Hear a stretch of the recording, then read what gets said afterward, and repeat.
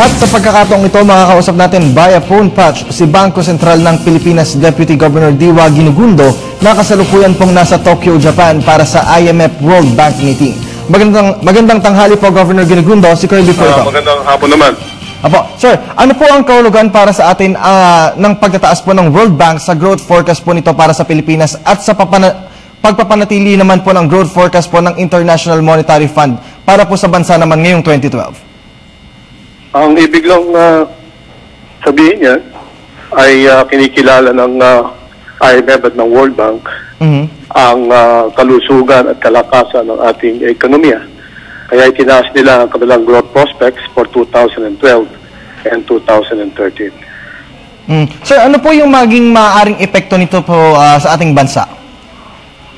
Well, ibig sabihin yan, higit na maraming maiinggan niyang mga mamumuhunan, investors ang pumasok sa Pilipinas at yung ating mga domestic investors, ganoon din, magkakaroon sila ng basihan upang higit nilang pagkatiwalaan ang ating economic environment sa Pilipinas at higit silang makapumuhunan dito sa ating bansa.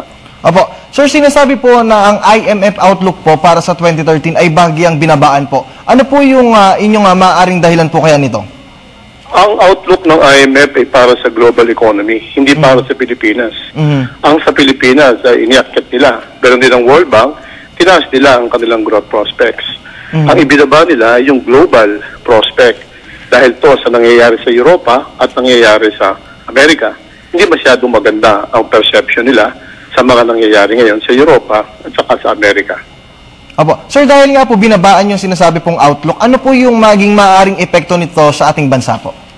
Well, ang ibig lang sabihin yan, magkakaroon ng konting pagsikip ang ating exports sa mga bansang ito, yung ating mga remittances, dala ng ating mga overseas Filipinos, ganoon din yung mga investment.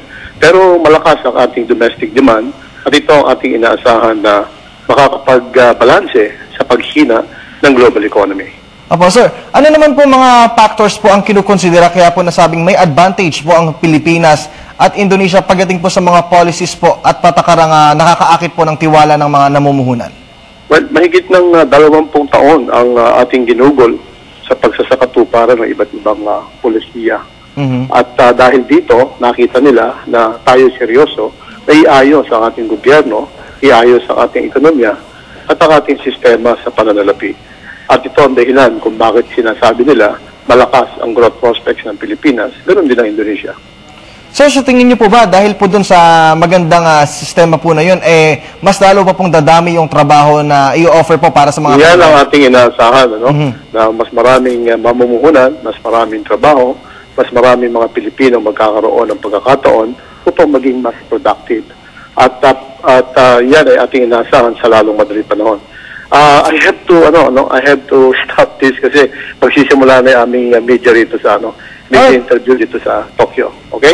Alright, maraming salamat po sa inyong oras na ibigay sa amin si Bangko Sentral ng Pilipinas Deputy Governor Diwa Ginigundo.